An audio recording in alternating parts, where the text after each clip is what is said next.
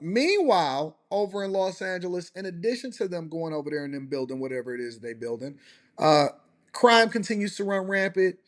You got businesses leaving Los Angeles, and you got people taking over and ultimately robbing jewelry stores at a high rate.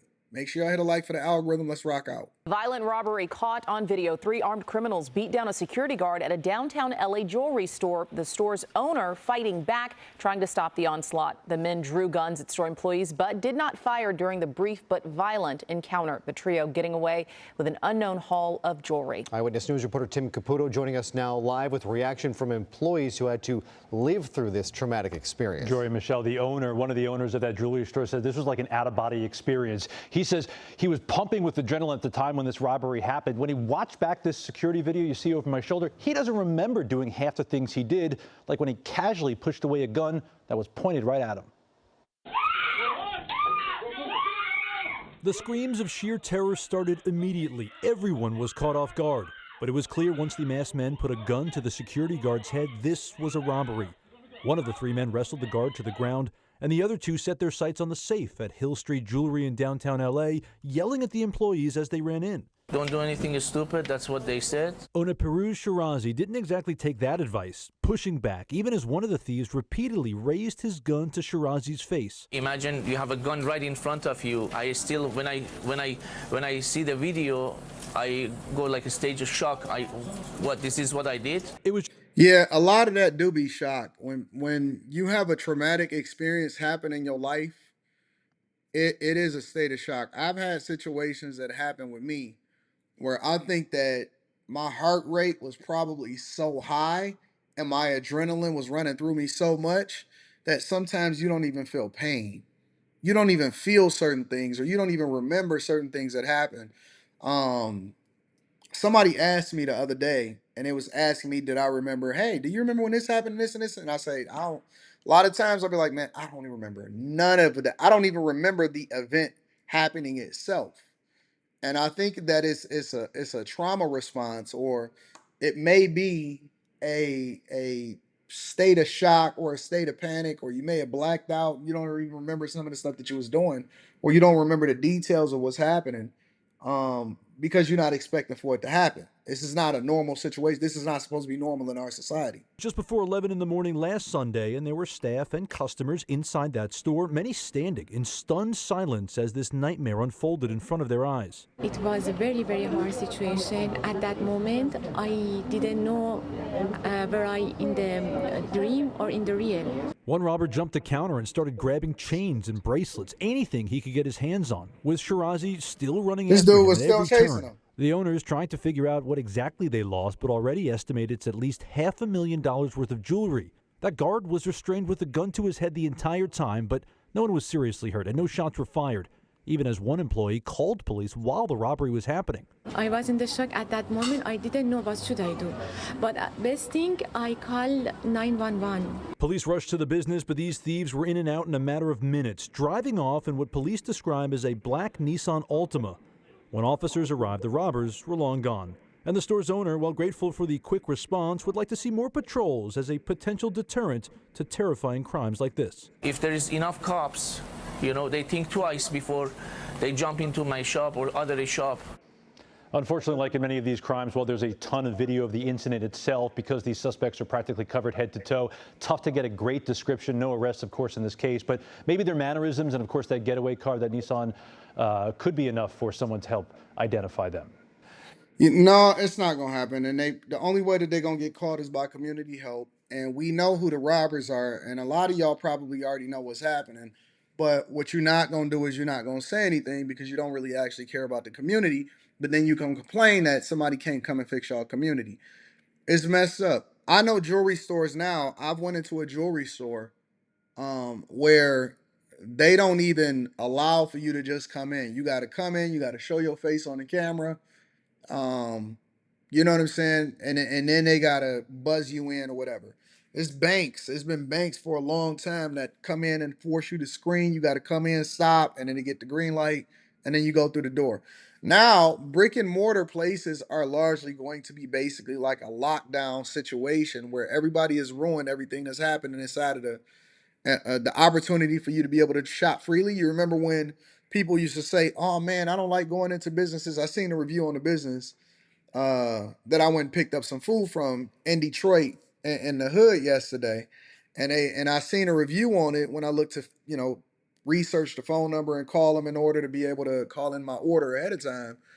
And one of the reviews was they gave them 1 star because they said they didn't like the plexiglass and the protective glass. They want a more environment that allows for them to feel more free and all of this stuff. They ruined that. Most businesses don't want to spend money on plexiglass or for their workers to be behind a plexiglass in order for them to be protected. They doing it because it's a reason for it, because they don't want their workers to lose their lives. And the lives of the worker is more important than you feeling some type of way or you feeling more safer because it's less plexiglass. Nah, man, that's not happening. Meanwhile, businesses and celebrity chefs are now running away from Los Angeles and California, and it's got to be throwing Gavin Newsom for a loop. You see that graphic? California screaming. Restaurants in California are still feeling the pain of COVID shutdowns and restrictions. Watch this. It's very traumatizing. It makes you very angry. I mean, what people don't understand is people are still going out of business from this. It closed 30% of the restaurants in California. And the way he said it, it's just, I don't understand. Isn't there any liability, any responsibility that anybody is going to take for this? It destroyed our industry. It's very confusing. Joining me now is celebrity chef Andrew Gruel. Andrew, thanks very much for coming back on the show. Is it really that bad? 30% of restaurants in California closed? Yeah, that number actually seems even low to me. But, the pandemic obviously kicked off this astronomical firestorm of chaos that now we've seen reverberate and actually grow mini lives of their own in regards to all of this chaos, especially across the restaurant industry and retail. So do you blame Fauci? Was the 6 foot distancing and the mask wearing and the shutdown completely? Do you blame him? Yeah, I mean, I don't personally hold the animosity towards him as the only architect of this chaos, but I would certainly say that if he was, the man behind all of the science, and the science was constantly what's held in front of our faces to justify everything that we've had to go through, and he sits there and there's absolutely no reckoning when we watch him on the stand, a couple days ago, no reckoning at all. He's double downing on all of his decisions and there's not going to be any culpability. Then yeah, I mean, to some degree I blame him, but that massive establishment and this diffusion of responsibility, it's kind of everybody pointing the fingers at everybody else and saying, no, they did it, but we did the right thing. And here are businesses, restaurants, and retail in general, and all of these small business owners that haven't recovered, as Angela mentioned in that previous clip, but it's only getting worse, right? It's constantly getting worse and worse every single day.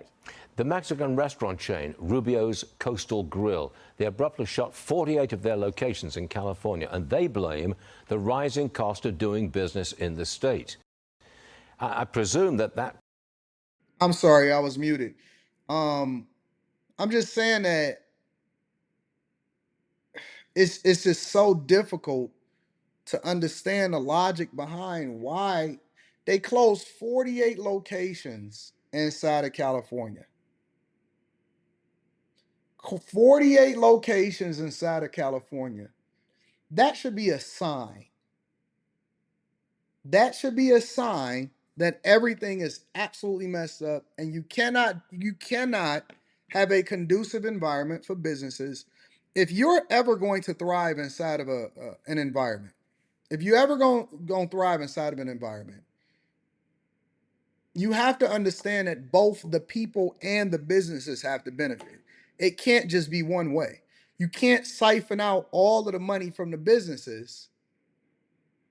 You can't siphon out all of the money from the businesses and then think that you're going to thrive financially when it comes to the people.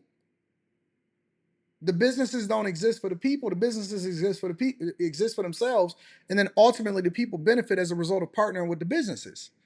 But you can't drive all of the businesses out of business and then think that the state is still going to thrive. You basically killed your own tax base. $20 minimum wage in California. That's cutting way into your profitability, right? Yeah, well, I mean, you know, like you're baking a cake, there's many ingredients in the cake, and that's certainly one of the key ingredients is the cost of labor, but generally the cost of doing business, which to some degree is a cliche. So if we want to isolate it, it's really CRT. And in this case, I mean crime, regulations, and taxes. You know, allowing all of these crimes has really ripped apart the social fabric that we know of as the foundation of businesses, and then businesses have had to suffer because of all the crime in their surrounding communities. Business goes down, the regulations have piled up. It's almost as if the bureaucrats, many of whom were working remotely, sat at home just trying to make up, you know, insignificant regulations that restaurants and retail would ultimately have to follow. And then taxes. I mean, you know, you can't tax your way out of this, but for some reason the governments continue to think that they can. And the businesses and the restaurants are the ones that are ultimately paying through that black hole in which there's never an end. Shout out to California. I think that if you can, get the hell out of California, but just don't bring your voting with you. If you can, get the heck out of California and don't bring your voting policies with you.